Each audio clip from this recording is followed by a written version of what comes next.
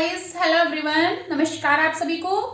Friends, आज की video अगर आप जीडीएस हैं या फिर अभी जीडीएस बनने वाले हैं तो आपके लिए बहुत ही इंपॉर्टेंट वीडियो है। इसको स्किप किए बिना लास्ट तक देखना है आपको, क्योंकि आपका सिलेक्शन तो हो जाता है, आपको पोस्टिंग भी मिल जाती है, बट बहुत बार ऐसा होता है कि आपको अपने नियर बाय होम टाउन में पोस्टिंग नहीं मिल पाती है, कहीं अदर सर्कल में मिलती है या फिर अदर डिवीजन में मिलती है। फिर आपको क्या होता है कि हाँ यार हमारा ट्रांसफर हो जाए, तो आपको ट्रांसफर की इच्छा मन में होती है और आप ट्रांसफर चाहते हैं अपना।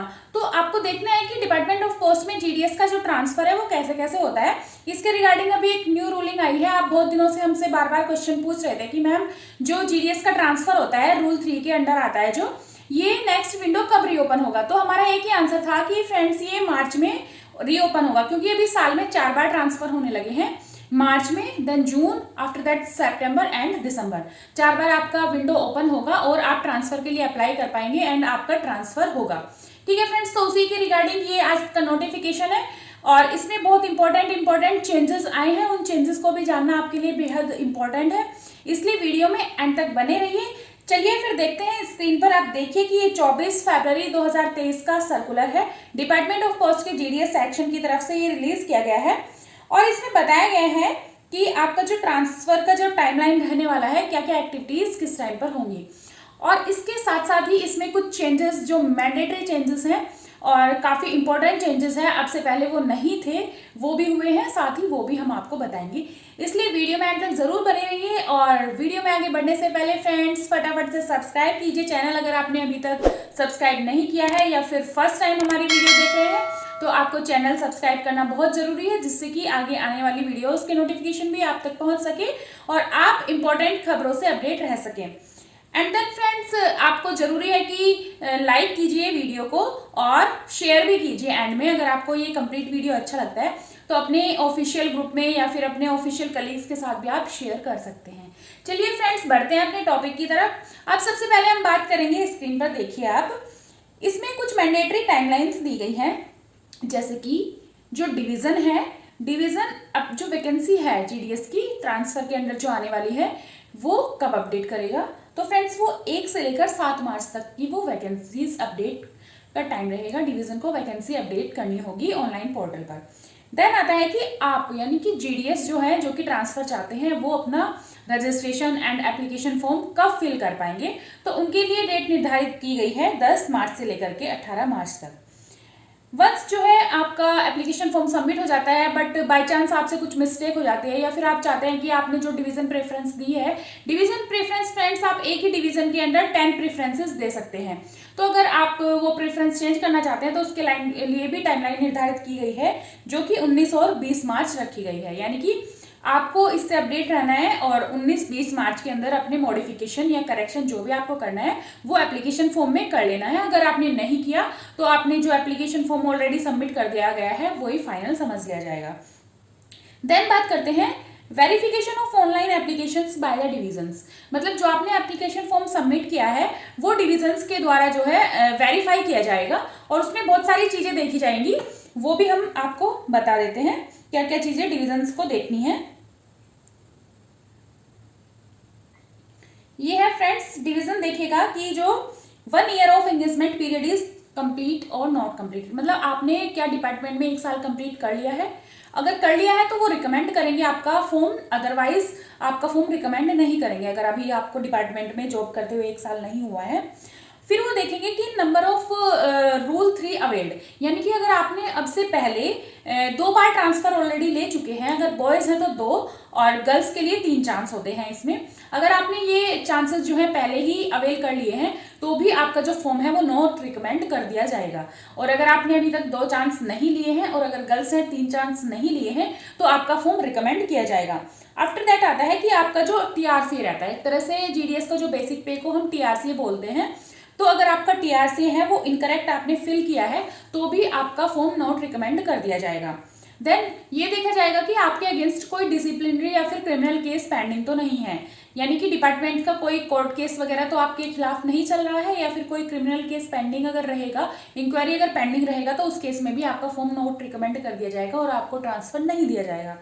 देन हम बात करते हैं डॉक्यूमेंट वेरिफिकेशन और पुलिस वेरिफिकेशन जो होता है जीडीएस का, अगर वो इनकम्प्लीट है, आपका अभी तक नहीं हुआ है, तो भी आपका फॉर्म रिकमेंड नहीं किया जाएगा।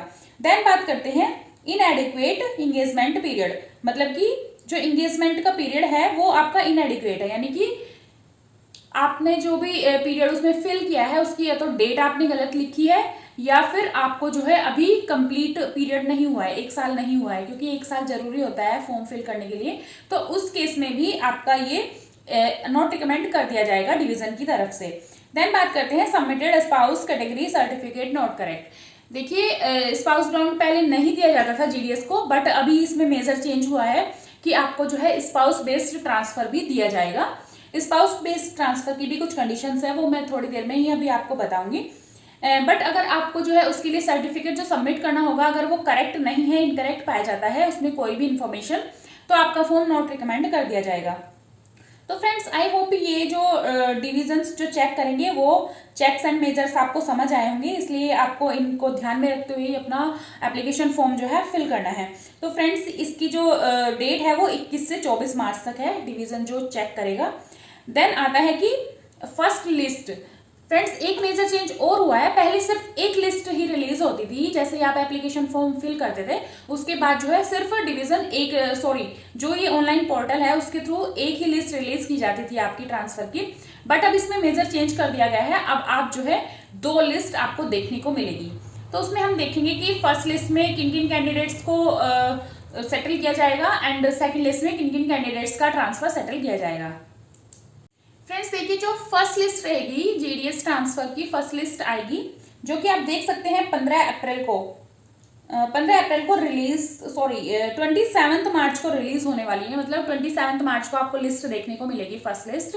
तो उसमें जो क्लियर वैकेंसीज है जो कि ट्रांसफर के अंडर अभी डाली जाएंगी 1 से लेकर 7 मार्च तक, उन्हीं को जो है काउंट किया जाएगा और उनके अगेंस्ट ये ट्रांसफर लिस्ट जो है रिलीज की जाएगी। और ये लिस्ट रिलीज करने के बाद जिन जिन ऑफिशियल्स का इसमें नाम आएगा उनको डिविजन्स के द्वारा रिलीव किया जाएगा, मतलब भार मुक्त कर दिया जाएगा कि हाँ अब आप अपने नेक्स्ट जहां पर आपका ट्रांसफर हुआ है वहां पर जा सकते हैं। उनकी चार्ज रिपोर्ट वगैरह और जो मैंडेटरी डॉक्यूमेंट्स है वो उनको दे दिए जाएंगे।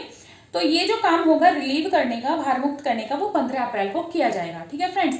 देन सेकेंड लिस्ट आएगी 17 अप्रैल को, और 17 अप्रैल को कौन सी लिस्ट आएगी, उसमें कौन सी वैकेंसीज रहेंगी, जो कि जो फर्स्ट लिस्ट आई थी उसमें अगर कोई कैंडिडेट जो है डिक्लाइन कर देता है अपना ट्रांसफर, जैसे कि वो उसका ट्रांसफर कहीं पर हो गया है बट उसको उस डिवीजन के उस पर्टिकुलर बीओ में नहीं जाना है, तो उसके थ्रू जो भी वैकेंसीज मतलब कि क्रिएट होंगी, ठीक है, तो उनके अगेंस्ट ये लिस्ट रिलीज की जाएगी। तो एक तरह से आप कह सकते हैं इसको वेटिंग लिस्ट बोल सकते हैं। जैसे वेटिंग लिस्ट आती है ना कि किसी भी एप्लीकेशन फॉर्म हम भरते हैं तो किसी भी रिक्रूटमेंट वगैरह की वेटिंग लिस्ट आती है, या फिर ट्रांसफर की वेटिंग लिस्ट आती है, तो इसको वेटिंग लिस्ट की तरह आप ट्रीट कर सकते हैं।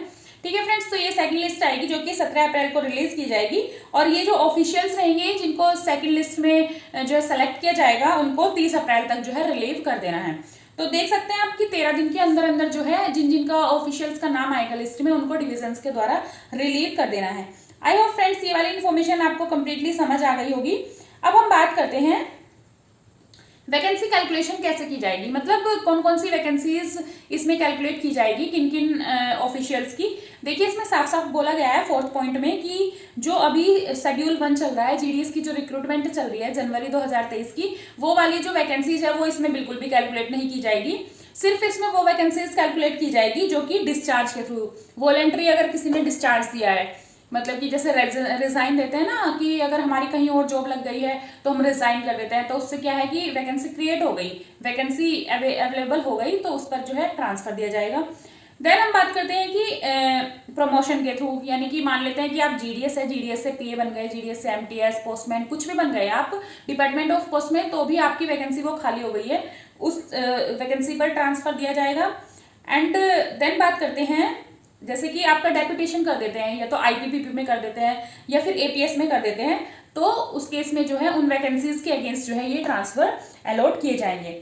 अब हम नेक्स्ट बात करते हैं, इसमें स्पाउस ग्राउंड ऐड किया गया है। स्पाउस ग्राउंड जो कि आपको पता है कि पति पत्नी वाला ग्राउंड रहता है, तो इसमें क्या है, अगर आप जो है मतलब कि आपका हस्बैंड या वाइफ मतलब जो भी स्पाउस है आपके, वो सेंट्रल गवर्नमेंट में वर्किंग है या स्टेट गवर्नमेंट में वर्किंग है या फिर किसी पीएसयू पब्लिक सेक्टर अंडरटेकिंग जो रहता है उसमें वर्किंग है, तो आपको जो है उनके बिहाफ पर ट्रांसफर अलॉट कर दिया जाएगा। उनका जो एम्प्लॉयर है वहां से आपको एक सर्टिफिकेट क्रिएट कराना होगा स्पाउस ग्राउंड के लिए एंड देन वो अपलोड करना होगा अपने ट्रांसफर पोर्टल पर। आफ्टर दैट बात करते हैं कि वंस आपने जो है ये ट्रांसफर फॉर्म सबमिट कर दिया है अपना, तो ऑर्डर ऑफ प्रायोरिटी मतलब कि किसको प्रायोरिटी दी जाएगी। जैसे अगर कोई पीडब्ल्यूडी कैंडिडेट है जिसको कि फिजिकली चैलेंज्ड कैंडिडेट बोला जाता है, जो कि विकलांग कोटा रहता है, उनको सबसे पहले प्राथमिकता दी जाएगी। देन स्पाउस ग्राउंड वालों को प्राथमिकता दी जाएगी। स्पाउस ग्राउंड में भी वो होना चाहिए कि जैसे जो आपका स्पाउस है उनकी जॉब जो है नॉन ट्रांसफरेबल होनी चाहिए। मतलब ऐसा नहीं है कि अभी 3 साल के लिए वो, जैसे आर्मी एयरफोर्स में होता है कि 3 साल के लिए एक पर्टिकुलर लोकेशन पे होता है, फिर 3 साल में जो है उनका चेंज हो जाता है, तो ऐसे नहीं होना चाहिए। उनका जो जॉब है वो non transferable in the nature होना चाहिए, मतलब कि उनका ट्रांसफर नहीं होना चाहिए ज़्यादा दूर दूर। देन इसके बाद जो है आपका डेट ऑफ एंगेजमेंट देखा जाएगा। मान लिया 2 बंदे हैं और उन्होंने जो एप्लीकेशन फॉर्म एक ही डेट में भरा है, बट क्या कहते हैं कि उनमें से किसको पहले मिलेगा ट्रांसफर, उसमें डेट ऑफ एंगेजमेंट देखा जाएगा, यानी कि किसकी ज्वाइनिंग पहले हुई है। अगर ये भी टाई अप हो जाता है तो फिर आपका डेट ऑफ बर्थ देखा जाएगा कि मान लिया 2 बंदे हैं जिनका डेट ऑफ एंगेजमेंट भी सेम है, मतलब उनकी सीनियरिटी सेम है एक तरह से, तो उसमें देखा जाएगा कि इनमें से किसका डेट ऑफ बर्थ जो है ज्यादा है, यानी कि कौन ज्यादा बड़ा है उसको प्रायोरिटी दी जाएगी। आफ्टर दैट फीमेल्स को प्रायोरिटी दी जाएगी। Then date and time of application, मतलब कि आपने जो अगर ये सब भी टाई अप हो जाता है तो किस टाइम आपने एप्लीकेशन फॉर्म भरा है और किस डेट में भरा है, इसको प्रायोरिटी दी जाएगी। तो आई होप ये वाला पॉइंट भी आपको जो है क्लियर हो गया होगा। देन 8th पॉइंट है कि all HOCs are requested to ensure that divisions may strictly follow the aforesaid timelines. No extension in this respect will be granted for this current cycle. Means इसमें बोला गया है कि जो ये अभी टाइमलाइन बताई गई है ऊपर, मैंने अभी आपको पढ़कर बताई है, ये नोटिफिकेशन में इधर दी गई है, तो ये जो है स्ट्रिक्टली फॉलो होनी चाहिए, इसमें कोई भी चेंज नहीं होना चाहिए और किसी को भी एक्सटेंशन भी नहीं देना चाहिए ट्रांसफर में। जैसे समझ लेते हैं कि आपका ट्रांसफर अप्रूव हो गया और आप चाहते हैं कि आपको 2 महीने बाद या 3 महीने बाद रिलीविंग दी जाए, तो ऐसा पॉसिबल नहीं है, आपको एक्सटेंशन नहीं मिलने वाला है इसमें। तो आई होप ये वाला पॉइंट भी आपका क्लियर हो गया होगा। अब नेक्स्ट पॉइंट की बात करते हैं फ्रेंड्स। नेक्स्ट ये जो थर्ड पेज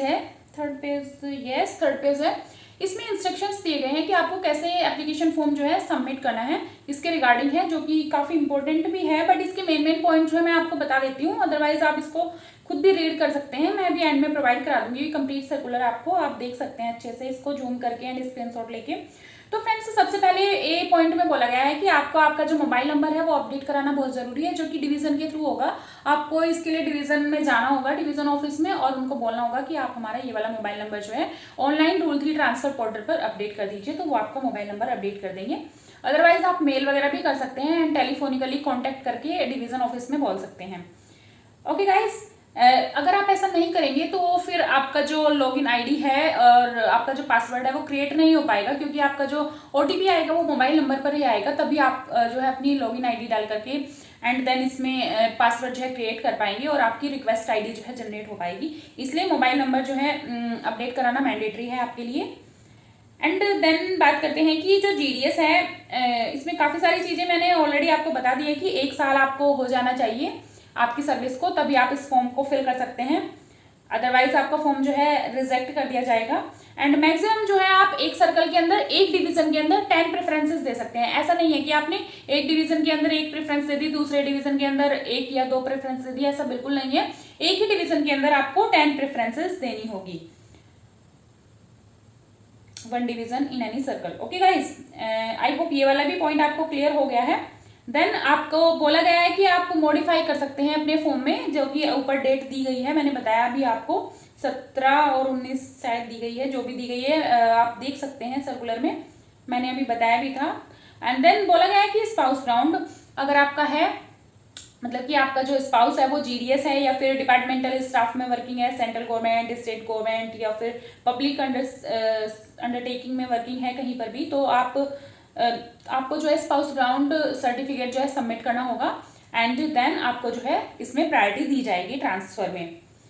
वंस आपका जो एप्लीकेशन फॉर्म है वो सबमिट हो जाता है तो आपके मोबाइल नंबर पर मैसेज आएगा एंड आपको ईमेल भी आएगा इसके रिगार्डिंग कि आपका ऐसे ऐसे ये सबमिट हो गया है।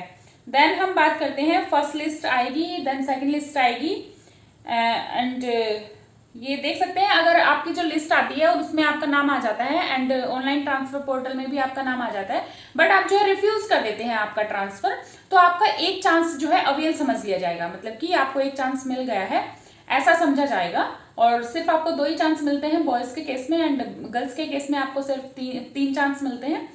तो आप देख सकते हैं कि इसकी वैल्यू कितनी है कि अगर आप कोई भी इसको रिजेक्ट कर देते हैं कि नहीं मेरे को ये नहीं चाहिए, तो आपका एक जो चांस है वो गंवा देंगे आप। ओके गाइस, फिर है एम पॉइंट में, if GDS is not accommodated, अगर आपको जो है ट्रांसफर इस लिस्ट में अप्रूव नहीं हो पाता है तो देन आपको क्या करना होगा, नेक्स्ट जो साइकिल अभी जून में आएगा, जून में आएगा, तो आपको तब फॉर्म फिल करना होगा, तब आपका हो जाएगा। देन बात करते हैं activities done by divisional head. ये मैं ऑलरेडी आपको बता चुकी हूँ कि आपका फॉर्म फिल करने के बाद डिविजनल हेड जो है उनकी रेस्पॉन्सिबिलिटी है कि वो आपका जो फॉर्म है वो चेक करे, और उसमें अगर कोई भी मिस्टेक है तो वो आपका फॉर्म नॉट रिकमेंड करे, और अगर आपका सब कुछ सही है, सभी डिटेल्स सही भरी हुई है, तो आपका फॉर्म जो है रिकमेंड करे। तो ये डिविजनल हेड की, मतलब कि डिवीजन ऑफिस की रेस्पॉन्सिबिलिटी है। तो आई होप ये सभी पॉइंट्स मैं ऑलरेडी आपको क्लियर कर चुकी हूँ। देन बात करते हैं म्यूचुअल ट्रांसफर की। तो भाई friends, mutual transfer as it is होगा, ये पहले से ही ऑफलाइन होता आया है, अभी भी ऑफलाइन ही हो रहा है, ऑनलाइन पोर्टल से इसका कोई लेना देना नहीं है। इसके लिए आपको जो है 15/7/2021 का जो सर्कुलर है उसकी जो भी गाइडलाइंस है उसको फॉलो करना है। इसके ऊपर भी मैंने वीडियो बना रखी है, आप चाहे तो मतलब कि चैनल में जाकर देख सकते हैं वो video. Friends, I hope video जो है अच्छी लगी होगी आपको, और मैं अभी ये सर्कुलर भी दे देती हूँ, कंप्लीट ऑर्डर आपको दिखा देती हूँ, आप उसका स्क्रीनशॉट ले सकते हैं। चलिए देखिए फ्रेंड्स, स्क्रीनशॉट सॉरी ये सर्कुलर का वीडियो देख लीजिए आप एंड स्क्रीनशॉट ले लीजिए। फ्रेंड्स, ये है कंप्लीट सर्कुलर जो कि आप देख सकते हैं। इसको मैं स्लोली स्लाइड करती हूँ, स्क्रॉल डाउन करती हूँ। ये vacancy calculation for GDS online transfer है, ऑर्डर ऑफ प्रायोरिटी है, ये जो भी है फ्रेंड्स, इन टॉपिक्स के बारे में मैंने आपको इन डिटेल बता दिया गया है। आई होप इसमें कुछ भी कन्फ्यूजन अब आपको नहीं रहेगा, और फिर भी अगर रहता है तो आप कमेंट सेक्शन में कमेंट जरूर कर सकते हैं। तो फ्रेंड्स, ये था complete notification. Hey guys, I hope आपको ये वीडियो अच्छा लगा होगा, और मैं सभी पॉइंट्स जो है आपको क्लियर करने में सक्सेस हो पाई होंगी। एंड अगर अच्छा लगा है वीडियो तो कमेंट सेक्शन में कमेंट करके जरूर बताइएगा, और अगर कोई भी क्वेरी आपके माइंड में अभी भी रेज हो रही है तो कृपया करके आप कमेंट सेक्शन में कमेंट कीजिएगा, आपकी पूरी हेल्प की जाएगी। और प्लीज करके आप चैनल को सब्सक्राइब करना तो बिल्कुल मत भूलिएगा। सबसे पहले चैनल सब्सक्राइब कीजिएगा, फिर वीडियो को लाइक कीजिएगा, देन वीडियो को शेयर कीजिएगा। चलिए, थैंक यू सो मच, मिलते हैं नेक्स्ट वीडियो में एक नेक्स्ट अपडेट के साथ। तब तक के लिए bye bye, have a nice day, be happy, stay blessed.